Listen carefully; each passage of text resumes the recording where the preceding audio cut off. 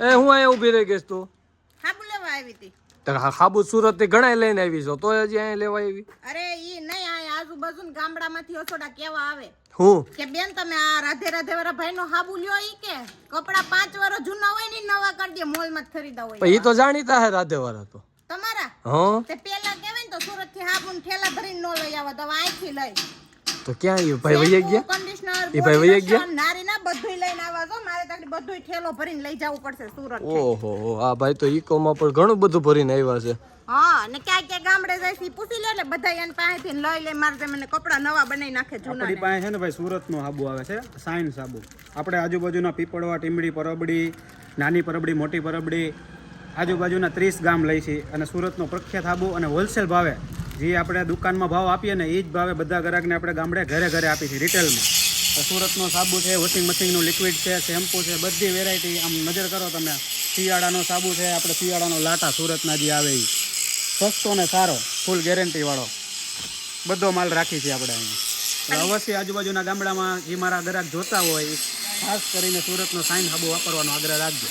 અને કોમેન્ટ કરી દેજો કે હાબુ કેવો આવે છે. અને જો ભાઈ તમે તો હાબુ એક રીતે જ લો, મારા ગામમાં વેચવા જાવ પછી ગોધમપુર પાકું આવશે. 10 દિવસમાં ગોધમપુર ગાડી જાય આપણી. બાયું 10 દીમાં ગોધમપુરમાં ગાડી આવે છે. આપણું નામ લઈને બધી બાયું હાબુ લઈ લેજો ને પૈસા આપી દેજો કે મારા નામે બિલ બને છે લાંબુ લાંબુ. હું આવીને ભરીને થાકી જાય પાછી. અરે પણ તું મશીનમાં કપડાં ધોવા નહીં ને તું હાબુ લઈને બેસી ગયો. હાબુ લીધો એટલે ટાઈમ પરવારી આપણે જ્યારે મશીન પાવર ન હોય ને ત્યારે ધોવાના હતા એટલે લીધો તો હાબુ. અત્યારે મારી બટે હાબુ લઈને બેસી ગઈ. અરે કેકના ટુકડા જેવી સુગંધ આવે, મને એમ થાય ખાઈ જાવ. હું હાબુ? હા અરે રેવા દે ને પેટમાં ફીણા વળશે.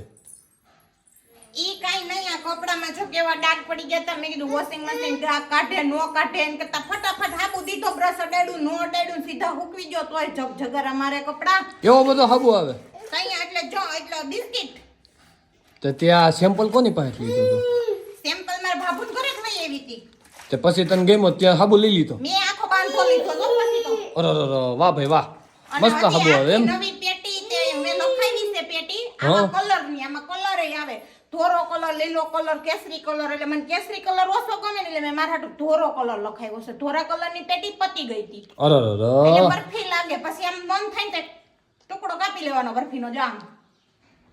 તું કપડા ધોવા માંડ નહીં, હાબુ છે નકર વૈસે ફીણા પેટમાં. એમ નો વરે. આમાંથી તમે જો તો ઓલો પાવડર નીકળતા હોય હાબુમાંથી, આપણે કપડા આમ ફૂકવીને પછી તમે લ્યો ને તડકે ફૂકાઈ જાય પછી આમ કપડું કરો ને એટલે પાવડર ની આમ વર્ષા થાય, જરીની વર્ષા થાય. એમ આમાં કઈ થાય જ નહીં. હાબુ રહેતોય ઉપાધિની ગમે એવું ધોઈ નાખો ને તમે.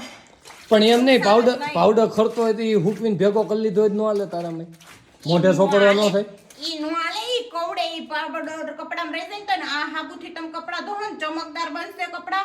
અને હાબુ ઈ નહીં રે કપડામાં બધોય નીકળી જાય, જરીક પાણી આવીશું તો હારા કપડા થઈ જાય. અને પછી આ હાબુ રહ્યો કે નહીં, ઈ હાબુ તમારે લાંબો સમય સુધી ટકશે.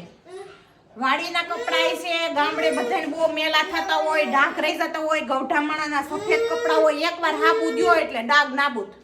અરે વાહ, તને તો આ બધું બહુ બોલતા આવડી ગયું હાબુ વિશે તો. હે અરે પણ હાબુ જેવો છે, નો બોલવું હોય તો અંદરથી વખાણ થઈ જાય હાબુ. મેં વોશિંગ મશીન નું ઠોઠિયું વેસવાય મૂકી દીધું કોઈને લેવું હોય. એટલે હવે તો આયતા કપડા ધોય તો અહીંયા આયતે ઘણી નાખાય કેમ કે આમાં વાર જ નથી લાગતી. પેલા તો કોઈ વાતે હારા ન થતા ને 2 કલાક ઘઉંવા પડતા, પણ અટાણે આમ હાબુ દીધો નથી કે કપડું સોખું છું નથી તો વોશિંગ મશીનમાં નહીં ધો?